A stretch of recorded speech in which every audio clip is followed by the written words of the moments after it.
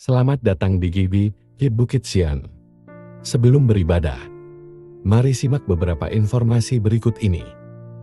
Datanglah bersama keluarga dan orang terkasih. Rasakan lawatan kasih dan kuasa Tuhan dalam ibadah dan pertemuan-pertemuan di GBI Bukit Sian. Ibadah Raya Minggu pada setiap hari Minggu. Pukul 7 pagi di Main Hall GBI Bukit Sian. Ibadah Kids, ibadah anak. Pada setiap hari Minggu, pukul 7.30 pagi. Di Upper Room GBI Bukit Sian. Bersamaan dengan ibadah Raya Minggu.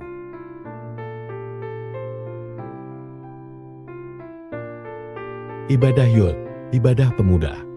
Pada minggu kedua dan keempat setiap bulan. Pukul 10 pagi di Main Hall GBI Bukit Sian. Doa malam, pada setiap hari Rabu, pukul 7 malam di Main Hall GBI Bukit Sian. Dan juga melalui Zoom dengan meeting ID yang tertera. Dana sosial Bukit Sian Family. Dengan Rp50.000 per keluarga setiap bulan.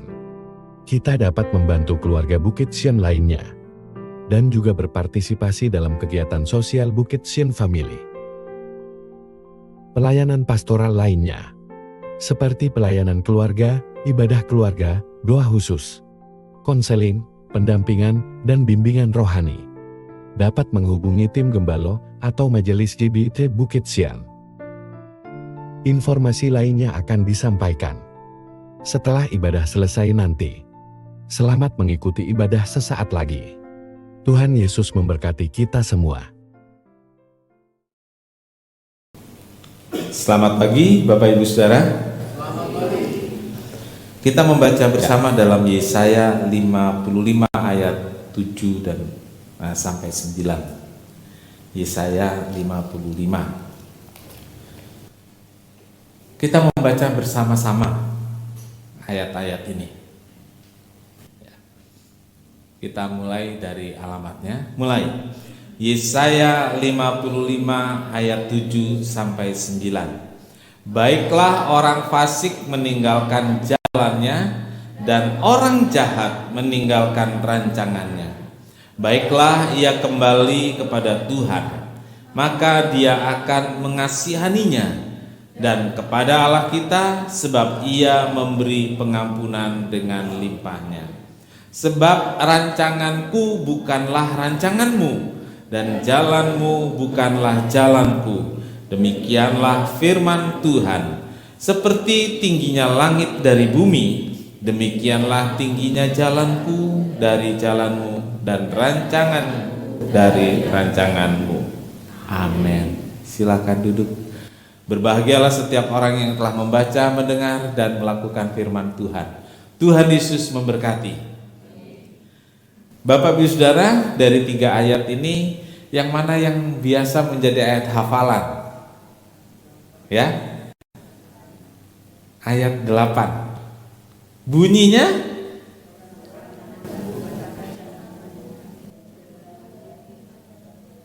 hafal ya? Hafal. Sebab rancanganku bukan rancanganmu, dan jalanmu bukanlah jalanku. Demikian firman Tuhan. Pemahaman yang ada seperti apa? Pemahamannya bahwa rancangan saya bukan, coba rancangan saya, rancangan Tuhan bukan. Sulit saya terima itu. Ayo, bagaimana saudaraku? Sulit saya terima. Karena orang Kristen, orang percaya Tuhan, rancangannya harusnya sama dengan rancangan Tuhan. Ayo, betul apa tidak? Karena orang Kristen itu kan diajar tahu kehendak Tuhan. Iya dong. Harus tahu kehendak Tuhan. Jadi waktu merancang, waktu merencanakan, itu mestinya sesuai dengan rancangan Tuhan. Mestinya sesuai dengan rencananya Tuhan. Mestinya sesuai dengan jalannya Tuhan. Karena kan tahu, kita diajar tahu kehendak Tuhan dan dibimbing oleh Roh Kudus. Nah, Ini agak beda dengan apa yang saudara pikirkan selama ini, dan mungkin agak beda juga dengan ada banyak rekan-rekan lain. Tapi sekarang kita baca coba, begini saudaraku ayat 7. Baiklah orang fasik meninggalkan jalannya, dan orang jahat meninggalkan rancangannya. Jadi siapa yang berbeda rancangannya itu? Ya? Orang fasik dan orang jahat itu yang harus meninggalkan jalannya. Kalau dia orang Kristen yang sungguh-sungguh, pemikirannya harusnya sama dengan pemikiran Tuhan. Nah, kondisinya waktu itu orang Israel sedang dalam keadaan kemerosotan rohani. Lalu dalam kategori mata Tuhan, orang Israel itu fasik. Orang Israel itu jahat. Tidak semua gitu. Karena masih ada di sana bait Allah. Ada juga orang-orang yang beribadah sesuai dengan agama, sesuai dengan adat istiadat orang Israel, mereka harus ke rumah ibadah. Tapi mereka juga jahat di mata Tuhan karena masih juga misalnya ada penyembahan berhala, tidak mentaati firman Tuhan. Oke, sampai di sini. Jadi sebenarnya siapa yang fasik? Siapa yang jahat? Dan yang fasik, yang jahat ini harus meninggalkan jalannya. Mereka adalah orang-orang Israel. Tetapi mereka yang tidak mentaati hukum-hukum Tuhan. Saudaraku, sebab rancanganku bukanlah rancanganmu, jalanku bukan jalanmu, itu untuk orang fasik. Kalau orang percaya, orang Kristen yang sungguh-sungguh ngerti firman Tuhan, hidupnya berkenan kepada Tuhan, rancangannya pastilah, pemikirannya pastilah sama dengan pemikiran Tuhan. Ya mungkin sedikit beda, tapi tidak separah kalau orang fasik. Begitu saudaraku. Bagaimana bisa paham? Aplikasinya adalah ayat ini bukan ditujukan kepada orang di luar sana, bukan ditujukan kepada orang yang bukan Kristen karena mereka nggak punya Alkitab, betul? Jadi ditujukan kepada siapa? Kepada kita. Jahatkah kita? Fasikkah kita? Ada kemungkinan ya. Nah, saudaraku, jadi ayat ini adalah seruan yang ditujukan kepada orang Israel yang disebut fasik agar meninggalkan jalannya yang jahat. Jalan yang tidak sesuai dengan rencana dan rancangan Allah. Nah, pengertian fasik adalah, ya ini pengertian fasik adalah orang yang dengan sengaja, perhatikan, yang dengan sengaja meninggalkan perintah Tuhan dan melakukan perbuatan dosa. Dengan sengaja. Jadi udah tahu nih, firman Tuhan demikian, tapi dengan sengaja dia tidak melakukan. Ini masuk dalam kategori fasik. Saya katakan ini bukan untuk orang di luar sana. Dia nggak dengar khotbah tentang ini pagi hari ini. Dia nggak punya firman Tuhan. Orang-orang yang di jalan, ya. Tapi ini tuh orang-orang yang sedang beribadah, baik di ruangan ini maupun di ruangan-ruangan ibadah lain yang hari ini, pagi ini tentu sedang beribadah. Jadi ayat ini tertuju untuk orang-orang Kristen. Tetapi dengan mereka yang sengaja meninggalkan perintah Tuhan dan melakukan perbuatan dosa. Nabi Yesaya mengatakan tentang orang fasik, sebab rancangan mereka bukan rancangan Tuhan, karena nggak ngerti, ya, nggak ngerti pikiran Tuhan, nggak ngerti hati Tuhan. Jalan mereka bukanlah jalannya Tuhan, karena memang mereka nggak ngerti. Tetapi ada juga yang dengan sengaja tahu tapi tetap melanggar. Nah, itulah fasik. Itulah sebabnya Nabi Yesaya menyerukan, ya kita membaca seruannya tadi, Baiklah orang fasik meninggalkan jalannya, orang jahat meninggalkan rancangan. Baiklah ia kembali kepada Tuhan, maka dia akan mengasihaninya dan dia akan mengampuni.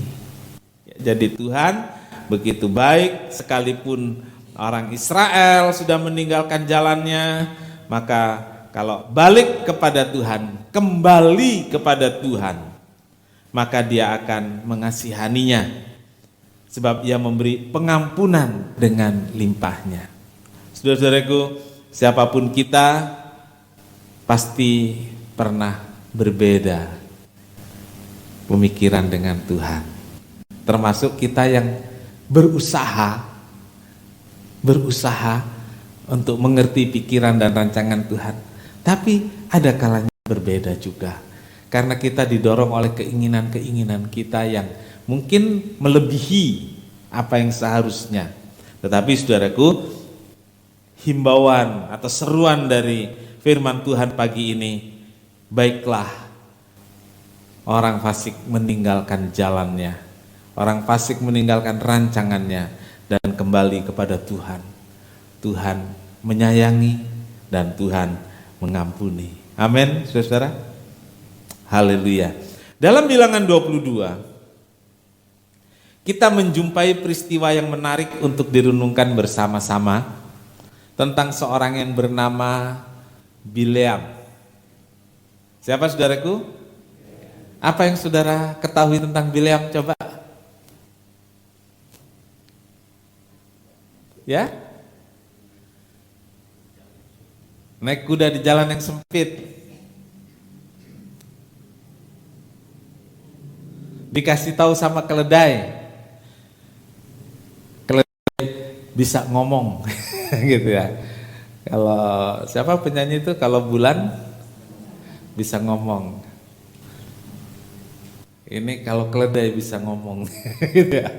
Apalagi tentang Bileam? Halo? Udah dua saja? Ya udah, saya lanjutkan khotbah. Karena kalau saudara semua tadi menyebutkan tahu ini tahu itu, saya selesai khotbahnya. Karena yang diketahui cuma 2-3 ya. Oke. Bapak Ibu Saudara, tentang seorang yang bernama Bileam. Walaupun ia tahu Tuhan enggak berkenan. Ini saudaraku, Bileam. Walaupun dia tahu Tuhan enggak berkenan, tetapi karena tergiur akan harta yang ditawarkan oleh Raja Balak dari Moab untuk mengutuki bangsa Israel, walaupun ia tahu itu tidak berkenan, dia merasa tertarik. Iya, saya katakan dia merasa tertarik karena itu judulnya saudaraku, mau tapi, ada yang membaca tadi di awal, mau tapi ragu. Ada satu lagi kata-kata yang harus ditambahkan. Mau tapi ragu dan malu. Ya, masih ada rasa malu lah ya. Saudara pernah dalam perjalanan hidup saudara mau, tapi saudara tahu itu salah, sehingga membuat saudara ragu. Nah, ayo. Pernah enggak? Kalau ada yang bilang enggak pernah, saya acungi 4 jempol pun tidak cukup. Kita semua pernah lah ya. Kita mau, tapi kita tahu Tuhan nggak berkenan. Kita ragu. Apa yang kita lakukan? Berdoa. Tapi kan udah tahu Tuhan nggak berkenan. Nah, ayo kita lanjutkan ya. Kita lanjutkan. Saudaraku, walaupun dia tahu itu salah, tapi dia masih coba untuk memenuhi permintaan Raja Balak untuk mengutuki Israel. Tentu Tuhan tidak berkenan. Bileam tahu itu salah dan ia kemudian menolak. Ya, kemudian ia menolak. Tapi Raja Moab yang bernama Balak itu memaksa. Ini sudah gak enak ini saudaraku. Karena seorang raja memaksa dan menambahkan, meningkatkan apa yang akan diberikan. Tertarik saudara kalau ada yang seperti ini? Apalagi di masa sulit seperti ini, begitu ya? Gitu. Oke. Kita akan lihat yang pertama, siapakah Bileam? Nah, ini saudara yang harus dipahami. Bileam itu bukan orang Israel. Ya, dia bukan orang Israel. Dia nabi di negara orang lain untuk bangsanya, bangsa orang lain, bukan untuk bangsa Israel. Jadi dia seorang Mesopotamia, menjadi nabi dan peramal. Rupanya saudaraku sangat terkenal di zamannya. Kalau sekarang peramal yang terkenal siapa ya? Tukang kuamnya. Siapa? Sangat terkenal sehingga kalau orang ingin sesuatu datang kepada Bileam, ingin menyakiti orang lain datang kepada Bileam. Nah, tapi Alkitab mencatat saudaraku, dan semua itu ya dilakukan karena uang. 2 Petrus 2 ayat 15, ini catatan Alkitab. Oleh karena mereka telah meninggalkan jalan yang benar, maka tersesatlah mereka, lalu mengikuti jalan Bileam anak Beor, yang suka menerima upah untuk perbuatan-perbuatan yang jahat. Ya, jadi Bileam ini memang melakukan semuanya itu untuk uang. Ini sebagai mata pencahariannya, ya, sebagai mata pencahariannya. Jadi Bileam ini merupakan tokoh yang kompleks, yang membingungkan. Ia dikenal karena pengetahuan dan spiritualitasnya, namun ia juga mau mengkompromikan prinsip-prinsip yang benar demi uang, demi keuntungan pribadi dan demi uang atau harta. Nah, itu Bileam. Tentang Bileam kita sudah jelas siapa dia, ya, bukan orang Israel, melakukan pekerjaannya karena uang. Yang kedua, mau tapi ragu, ya. Perjalanan bangsa Israel menuju tanah Kanaan di padang gurun harus melewati banyak negara, banyak kerajaan, perjalanan yang jauh, dan ada negara-negara yang mengizinkan. Jadi kalau melewati satu tempat, Musa mengutus orang untuk permisi numpang lewat. Nah, ada yang mengizinkan lewat, ada yang tidak mengizinkan lewat. Memang sih Musa itu permisi, saudaraku, numpang lewat. Tapi kalau nggak dikasih maksa, itu Musa itu. Ya, saudara tahu Yeriko? Numpang lewat nggak boleh, gitu loh saudaraku. Lalu diperangi, dirobohkan temboknya. Nah, saudaraku, dihabisin warga kotanya. Kalau diizinkan lewat, ya lewat baik-baik gitu. Saudara-saudara, kerajaan Moab itu akan dilewati oleh Israel. Saat itu diperintah oleh seorang raja yang bernama Balak. Lalu Balak ini telah mendengar bagaimana cara Allah memimpin Israel, memberi kemenangan pada Israel dan memberkati bangsa Israel. Karena takut, saudara. Karena takut. Raja Balak minta bantuan kepada Nabi Bileam untuk mengutuki Israel, untuk menulah atau menyantet Israel dengan imbalan. Ya, dengan imbalan itu bisa uang, emas, perak atau lain-lainnya. Nah, itu tercatat dalam Bilangan 22. Satu hari Bileam dipanggil oleh Raja Balak dengan tugas jelas, yaitu mengutuki Israel. Nah, di sini saudaraku, sebenarnya Bileam tahu bahwa bangsa Israel itu adalah bangsa yang dijagai oleh Allah, diberkati oleh Allah, disertai oleh Allah, dan dipelihara. Dan itu terkenal sekali, sehingga bangsa-bangsa yang akan dilewati itu sudah tahu bagaimana Allah menjaga dan melindungi Israel, memelihara mereka di padang gurun, bisa makan walaupun tidak bercocok tanam, mereka bisa makan tanpa kekurangan. Nah, semua itu membuat Balak menjadi takut sehingga dia minta tolong kepada Bileam, minta tolong untuk menyakiti, mengutuki Israel.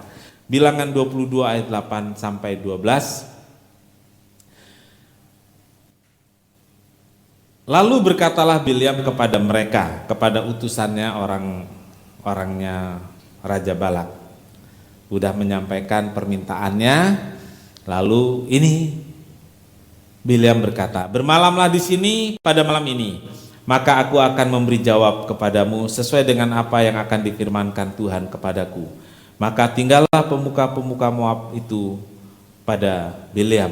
Kemudian datanglah Allah kepada Bileam serta berfirman, siapakah orang-orang yang bersama-sama dengan engkau? Dan berkatalah Bileam kepada Allah, Balak bin Zipor Raja Moab mengutus orang kepadaku dengan pesan, ketahuilah ada bangsa yang keluar dari Mesir.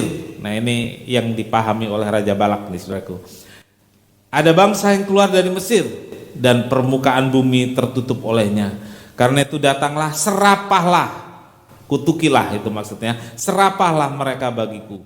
Mungkin aku akan sanggup berperang melawan mereka dan menghalau mereka.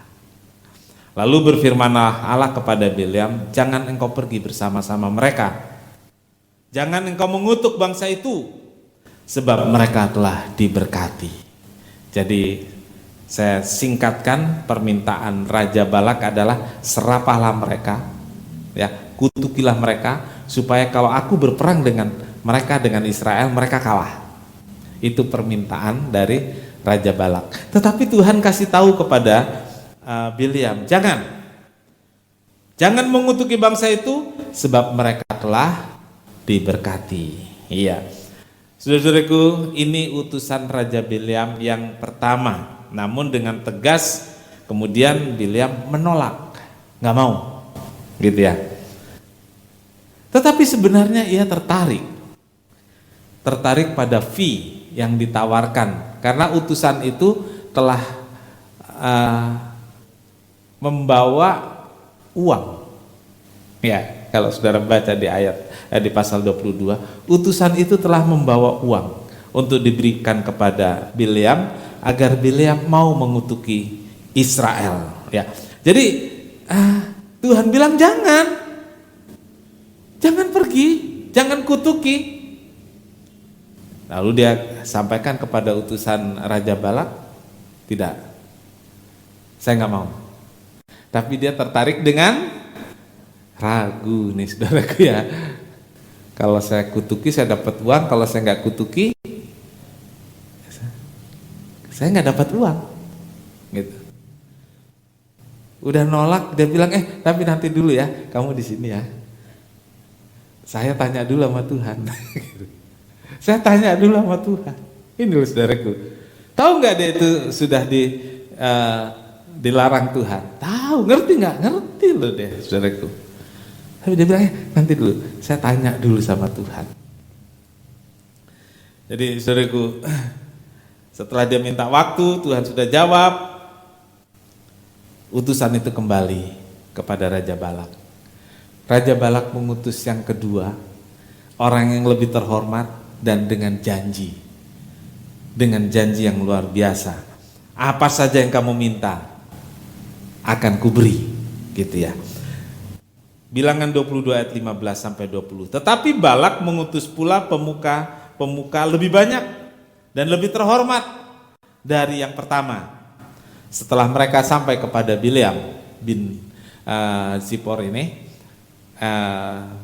Beor ya, Bileam itu anak Beor. Berkatalah utusan Balak ini, beginilah kata Balak bin Zipor, janganlah biarkan dirimu terhalang-halang untuk datang kepadaku.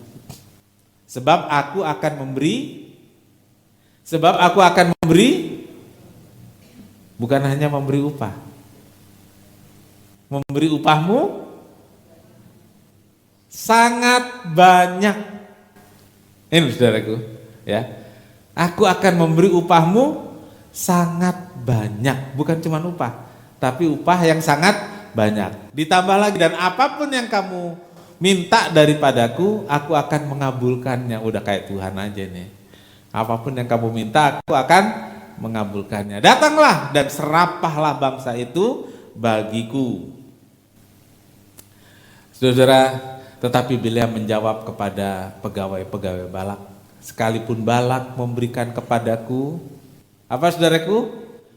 Emas dan perak berapa banyak? Seistana penuh. Apa kata Bileam? Aku tidak akan sanggup berbuat sesuatu yang kecil atau yang besar yang melanggar titah Tuhan kepadaku. Walaupun seistana penuh emas dan perak, aku gak sanggup melanggar firman Tuhan. Saudara, keren ya saudaraku jawabannya. Keren loh. Walaupun dikasih emas dan perak, ada yang jatuh? Enggak. Walaupun emas dan perak diberikan, aku enggak mau. Bahasanya seperti itu ya. Ditolak saudaraku, ditolak. Saudara, kemudian kita melihat tentang ini. Setelah kedua kalinya Raja Balak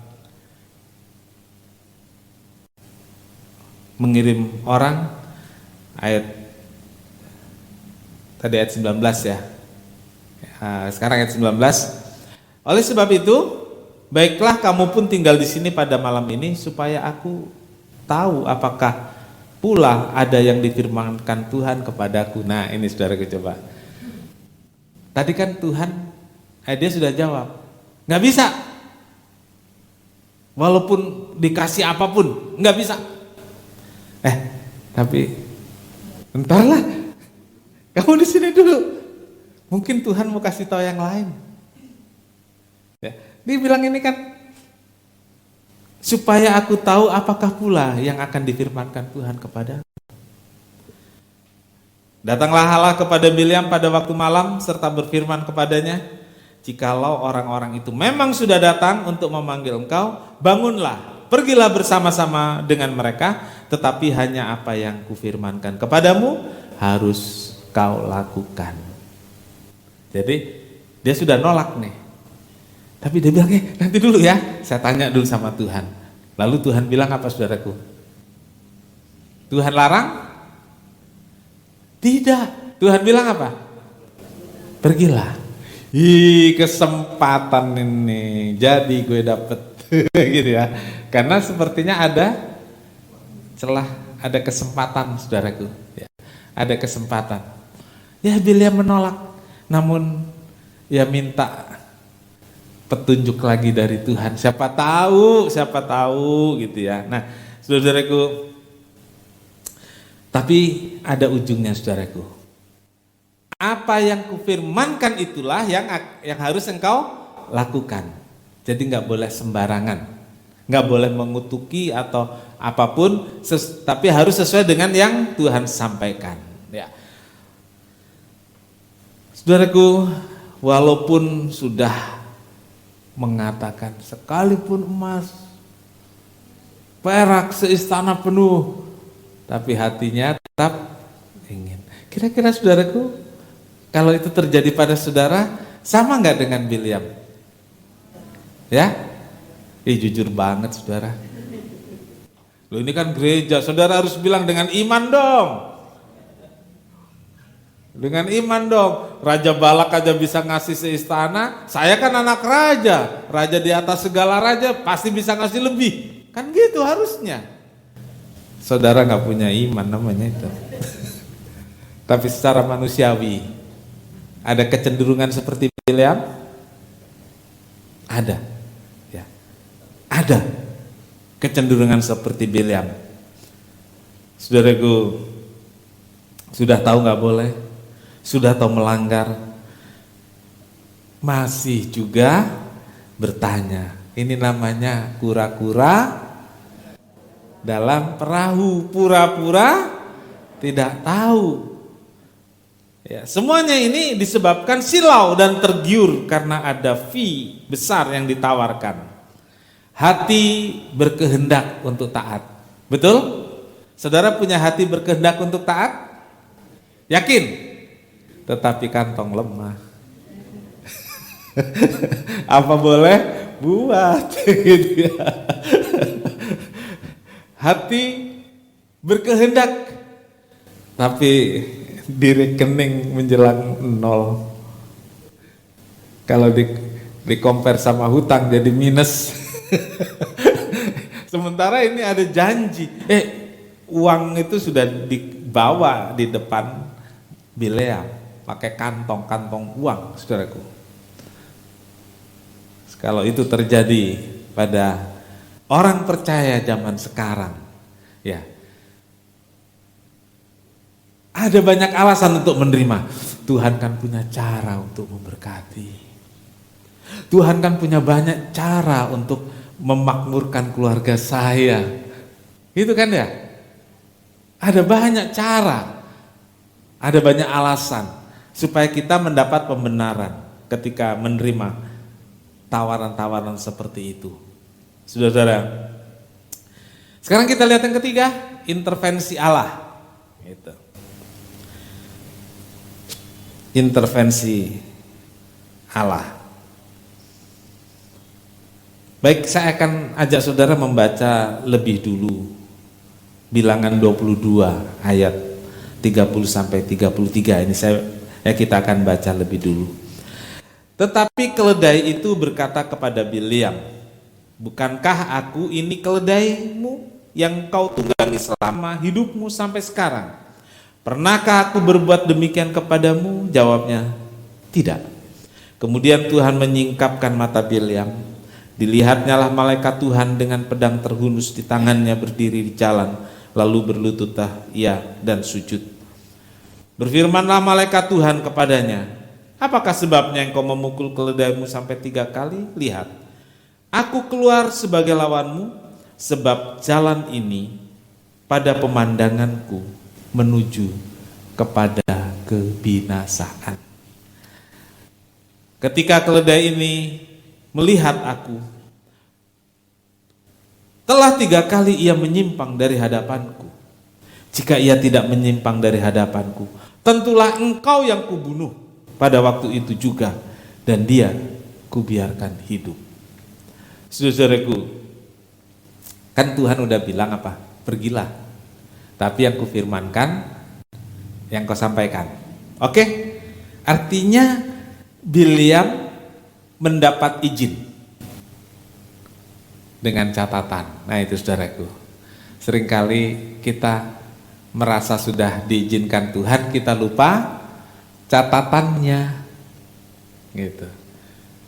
Ya, kalau laporan pertanggungan jawab di beberapa organisasi, begini saudaraku, setelah dipelajari laporan itu, laporan diterima dengan catatan, artinya masih harus ada yang diperbaiki.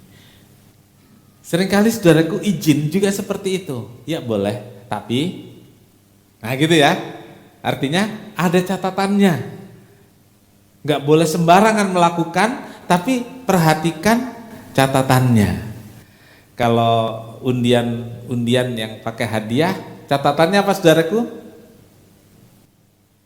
Syarat dan ketentuan berlaku. Seringkali kita ini sudah merasa ini benar dan mendapat izin dari Tuhan, Tuhan berkenan, Tuhan berkehendak, oke. Gitu.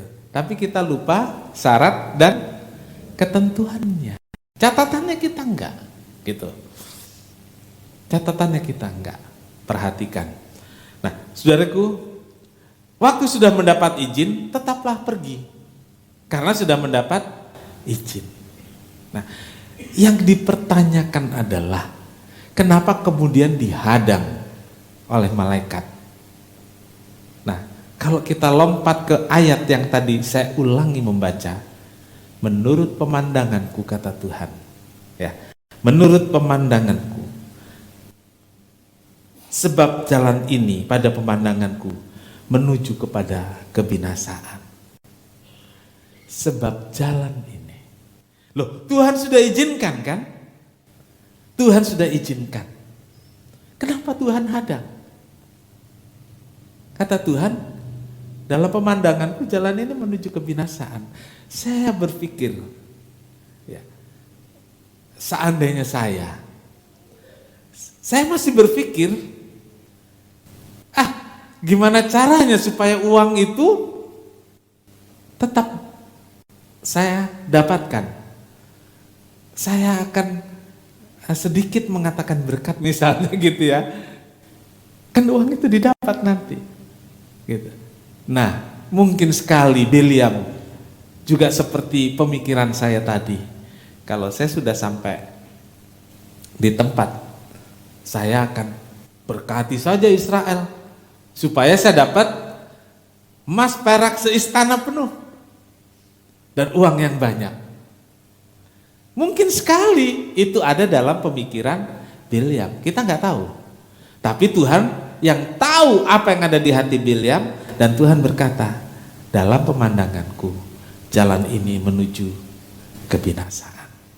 Saudaraku, jadi ketika sudah sampai di satu jalan, kiri kanannya kebun anggur, mungkin ada pagar bertembok atau tebing, ya.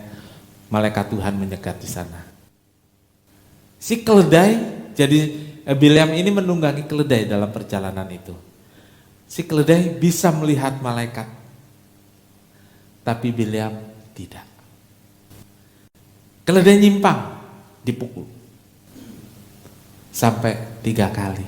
Keledainya bilang, kenapa kamu pukul saya? Pernahkah saya berbuat jahat terhadap kamu? Bileam berkata tidak. Sampai 3 kali, saudaraku.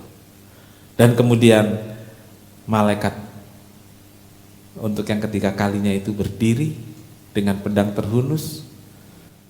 Bileam dibukakan matanya, bisa melihat malaikat yang ada di depannya. Saudaraku, ketika melihat malaikat, dia sujud. Dia sujud dan dia merasa ini satu hal yang harus diterima. Saudaraku, Bileam sujud, dan disinilah saudaraku Bileam diajar oleh Tuhan. Ya, dia bisa melihat malaikat, dia sujud karena takut, dan dia mengambil satu keputusan di sana. Nah, saudaraku, seringkali kita melakukan hal yang sama dengan Bileam. Sudah tahu jelas-jelas itu diperintahkan oleh Tuhan, atau sudah tahu jelas-jelas itu dilarang oleh Tuhan.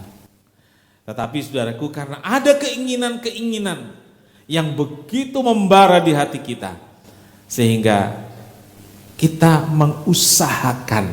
Nah, ini saudaraku, mungkin Tuhan ini jalan Tuhan, ya. Mungkin ini cara Tuhan. Masih ada keinginan-keinginan yang menggumpal, lalu kita merasa, cobalah ya diskusikan dengan Tuhan. Nah, saudaraku, kita sama seperti Bileam tadi, dengan dalih mungkin ya, untuk kali ini Tuhan kasih dispensasi. Ya, Tuhan, tolonglah kasih dispensasi, walaupun saya tahu itu nggak berkenan, tapi kali ini aja Tuhan, masa nggak boleh gitu ya. Firman Tuhan bilang kalau tentang apa namanya, pernikahan, ya, supaya jangan punya pasangan yang tidak seimbang, tidak seiman, dan seterusnya. Ketika ada pacar yang tidak seiman, apa yang dilakukan, saudaraku? Tanya sama Tuhan, boleh nggak Tuhan? Kan gitu. Tuhan kan kirim dia buat saya, tapi apa namanya, tidak seiman. Gimana ini Tuhan? Nah, tahu nggak firman Tuhan? Tahu, tapi masih tanya, bagaimana ini Tuhan? Iya kan? Pernah ada saudara yang seperti itu? Pernah mendengar yang seperti itu? Bileam itu.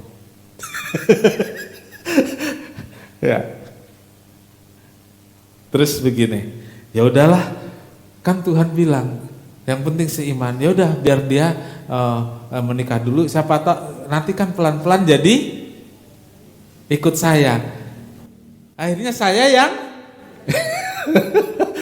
itu nggak sedikit, saudara, itu nggak sedikit terjadi. Ya, pelan-pelan nanti dia akan ikut saya. Akhirnya saya yang ikut. Gitu. Saudara-saudaraku, kan seringkali kita seperti itu. Sudah tahu tapi pura-pura nggak tahu. Minta dispensasi dari Tuhan.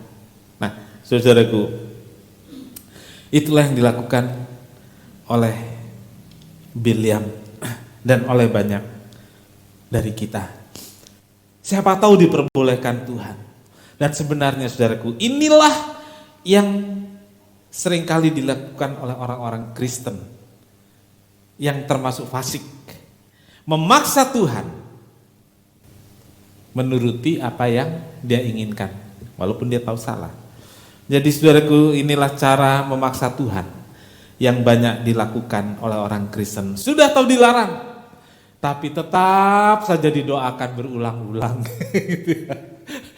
Tetap saja. Ya. Siapa tahu satu saat, gitu. Siapa tahu satu saat Tuhan izinkan. Saudaraku, dan Tuhan berdaulat untuk mengintervensi ketika dia masih sayang sama saya dan saudara. Kalau Tuhan biarkan, Tuhan gak sayang. Kalau Tuhan cegah, sakit saudaraku. Sakit, tapi kita tidak binasa. Kalau Tuhan gak cegah, dan jalan kita menuju kebinasaan, habis kita. Saudara, saya pikir dalam perjalanan hidup kita, masing-masing kita pernah dicegat oleh Tuhan, dipaksa berhenti. Dipaksa berhenti, sebab Tuhan sayang saya, Tuhan sayang saudara. Amin. Karena Tuhan tahu kalau kita terus, tadi dikatakan jalan itu menuju kebinasaan. Tuhan hentikan. Balik kamu. Kalau terus, kamu binasa. Oh, Tuhan main-main, kan tadi dibuka. Dimungkinkan, diizinkan. Memang Tuhan izinkan. Tapi ketika di perjalanan, kita bisa saja semakin terjerumus. Tuhan hentikan. Jadi saudaraku, kalau satu hari kita merasa satu hal yang kita lakukan, yang kita usahakan untuk kita lakukan itu berhenti dan membuat kita hancur, mungkin sekali Tuhan yang menghentikan, mungkin sekali Tuhan yang menghancurkan supaya kita mendapatkan yang lebih baik, supaya kita tidak binasa. Yang keempat, penyesalan semu. Ayat 34 saudaraku dari Bilangan 22 ini.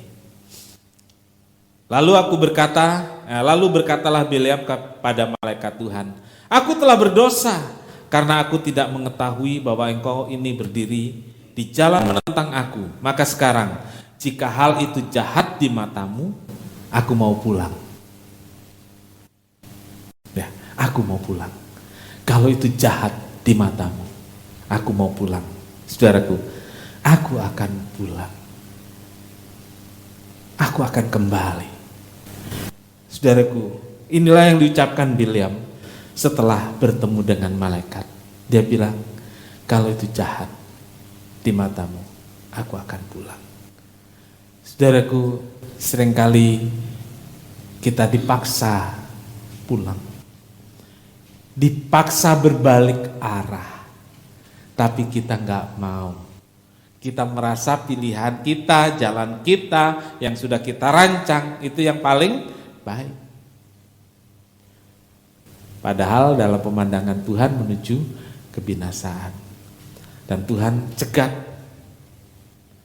Tuhan cegat di perjalanan. Dan dengan rasa takut Bileam berkata, aku akan pulang. Saudaraku, seringkali yang terjadi dalam hidup kita setelah semuanya hancur, setelah kita tidak bisa berbuat apa-apa,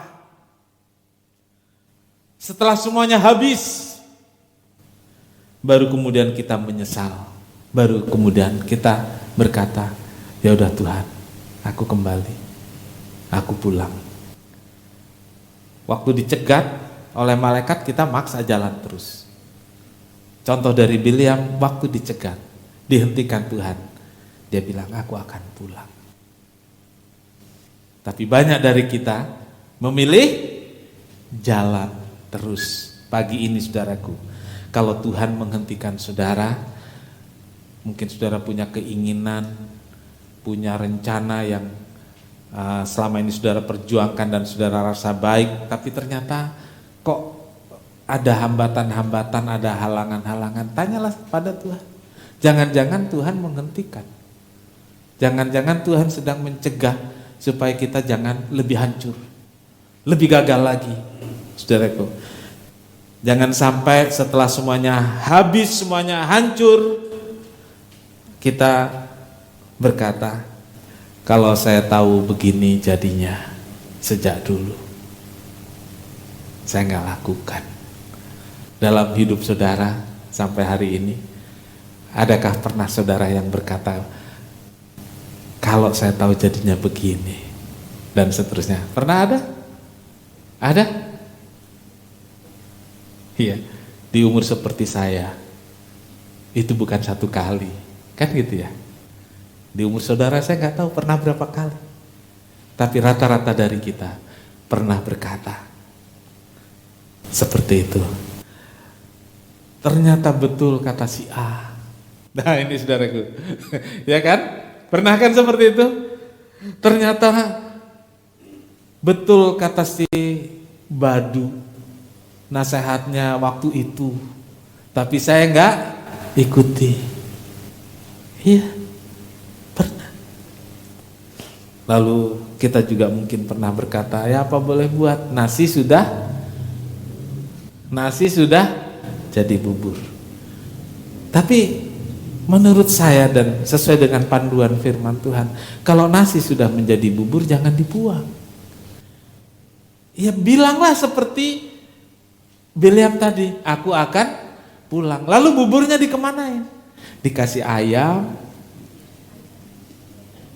dikasih kacang, kasih kecap, kasih sambal, bisa kan? Saudaraku, Tuhan bisa membangun dari puing-puing hidup kita.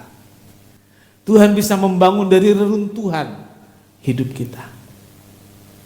Nasi yang sudah jadi bubur pun di hadapan Tuhan bisa jadi nikmat. Kalau kita mau berkata, aku akan pulang. Aku akan pulang. Kembali kepada Allah, itu pilihan yang terbaik. Seringkali setelah hancur pun banyak orang yang keras hati. Setelah habis pun masih mengeraskan hati, nggak mau kembali, nggak mau pulang. Kembalilah pada Allah. Dia yang sangat mengenal hidupmu, Dia yang sangat mengenal hatimu.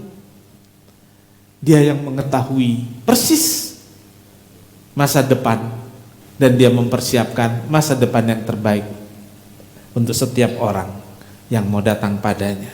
Meskipun keadaan berat dan menyakitkan, jangan pernah tergiur oleh bujukan untuk melanggar firman Tuhan. Jangan, saudaraku, jangan tergoda untuk menuruti keinginan dan hawa nafsu yang hanya untuk kesenangan sesaat saja. Jangan sampai demi hal-hal duniawi yang sementara kita mengorbankan hal-hal yang kekal.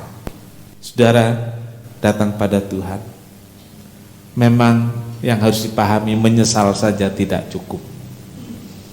Menyesal saja tidak cukup, jangan berhenti di menyesal. Masih diperlukan pertobatan, yaitu melakukan apa yang Tuhan mau. Jadi bukan hanya meninggalkan yang jahat, tapi melakukan yang Tuhan mau. Itu pun belum cukup, masih ada namanya pemulihan. Hidup yang berkenan kepada Tuhan. Mari kita datang pada Tuhan, periksa diri masing-masing. Bilyam memang menjadi contoh, tapi bukan contoh yang baik.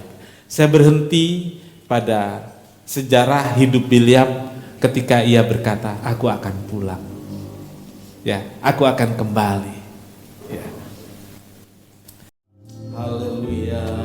Haleluya Yesus. Haleluya ya Bapa. Terima kasih ya Bapa. Terima kasih Yesus atas firman-Mu yang telah kami dengar pada pagi hari ini Bapa. Tuhan Yesus, Engkau luar biasa Tuhan di dalam hidup kami Tuhan. Engkau luar biasa Tuhan mengasihi anak-anak-Mu yang lemah Tuhan. Terima kasih Tuhan. Terima kasih Yesusku yang baik. Tuhan, ampuni akan segala dosa salah kami ya Bapa. Ampuni hidup kami Tuhan. Ampuni perkataan kami Tuhan di hadapan-Mu Bapa. Supaya kami Tuhan layak untuk tetap mengucap syukur kepada-Mu Bapa. Karena kekuatan kami adalah Tuhan. Karena kekuatan kami adalah Tuhan Yesus. Oleh sebab itu Tuhan, pagi hari ini kami merendahkan diri di hadapan-Mu Bapa. Tegur kami Tuhan kalau kami salah di hadapan-Mu ya Tuhan Yesus. Mampukan kami supaya kami kuat Tuhan. Mampukan kami supaya kami berserah kepada-Mu Tuhan Yesus. Terima kasih Tuhan Yesus atas firman-Mu pada pagi hari ini Bapa. Terima kasih Bapa. Mungkin juga ada di antara kami di tempat ini Tuhan, seperti Bileam ya Bapa. Tapi Tuhan, biarlah kami tetap bersandar kepada-Mu Tuhan Yesus. Biarlah kami tetap bersandar kepada-Mu, karena Engkaulah kekuatan hidup kami ya Tuhan Yesus. Karena Engkau adalah pengharapan iman percaya kami ya Bapa. Terima kasih ya Bapakku yang baik, terima kasih. Kami juga berterima kasih kepada-Mu Tuhan, sebab Tuhan selalu ada di dalam kehidupan kami. Tuhan, terima kasih ya Bapa. Terima kasih buat pelayan-pelayan-Mu juga Tuhan, yang mengambil bagian pada pagi hari ini, yang melayani Engkau Tuhan. Engkau berkati dalam kehidupan, berkati dalam perkuliahan, berkati dalam sekolahnya Tuhan.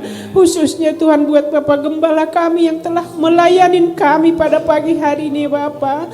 Tuhan beri kesehatan, Tuhan beri kekuatan, Tuhan beri kemampuan selalu untuk melayani kami anak-anak-Mu di tempat ini Tuhan. Supaya kami tetap Tuhan taat, supaya kami tetap Tuhan sabar untuk tetap bersama dengan Engkau ya Bapa. Terima kasih Bapa, terima kasih. Inilah doa permohonan kami, hanya di dalam nama anak-Mu kami mengucap syukur dan berdoa. Terima kasih Tuhan untuk berkat dalam ibadah pagi hari ini. Sukacita, damai sejahtera dari sorga memenuhi hati kami. Tuhan memberkati semua yang hadir. Biar rumah tangga, pekerjaan, studi anak-anak-Mu semakin diberkati oleh Tuhan. Tuhan Yesus, kami berdoa juga buat panitia Natal yang telah memulai pekerjaannya untuk persiapan acara Natal dan lanjut di Paskah. Tuhan Yesus berkati anak-anak-Mu yang sudah ambil bagian dalam persembahan iman untuk pembiayaan Natal dan Paskah. Tuhan Yesus memberkati pundi-pundi mereka. Berkati ya Tuhan, sehingga melimpah dan semua bisa digunakan selain untuk keperluan keluarga, keperluan pribadi, juga dipersembahkan untuk Tuhan, untuk pekerjaan Tuhan. Terima kasih Tuhan. Korban persembahan anak-anak-Mu Tuhan berkati juga perpuluhan yang dikembalikan, dipersembahkan kepada Tuhan, baik melalui peti persembahan maupun pagi ini yang telah memberikan melalui transfer. Tuhan Yesus memberkati rumah tangga, pekerjaan dengan berkat-berkat jasmani, berkat rohani yang berlimpah. Istimewakan anak-anak-Mu ini untuk kemuliaan nama Tuhan. Terima kasih Tuhan. Pimpin kami pulang dengan selamat. Biar penyertaan Tuhan atas kami. Tuhan memberkati engkau dan melindungi engkau. Tuhan menyinari engkau dengan wajahnya dan memberi engkau kasih karunia. Tuhan menghadapkan wajahnya kepadamu dan memberi engkau damai sejahtera. Terima kasih, terimalah berkat dan damai sejahtera dari Allah Bapa, kasih karunia dari Tuhan Yesus, serta persekutuan Roh Kudus, serta kita sekarang sampai selamanya. Ini doa kami alaskan dalam satu nama, yaitu di dalam nama Tuhan Yesus Kristus, Juru Selamat dan Penebus kami berdoa. Bapa kami yang di sorga, dikuduskanlah namamu, datanglah kerajaanmu, jadilah kehendak-Mu di bumi seperti di sorga. Berikanlah kami pada hari ini makanan kami yang secukupnya, dan ampunilah kami akan kesalahan kami, seperti kami juga mengampuni orang yang bersalah kepada kami. Dan janganlah membawa kami ke dalam pencobaan, tetapi lepaskanlah kami daripada yang jahat. Karena Engkaulah yang punya kerajaan dan kuasa dan kemuliaan sampai selama-lamanya. Amin. Bapa, terima kasih. Bapa, terima kasih. Bapa di dalam surga, ku berterima kasih.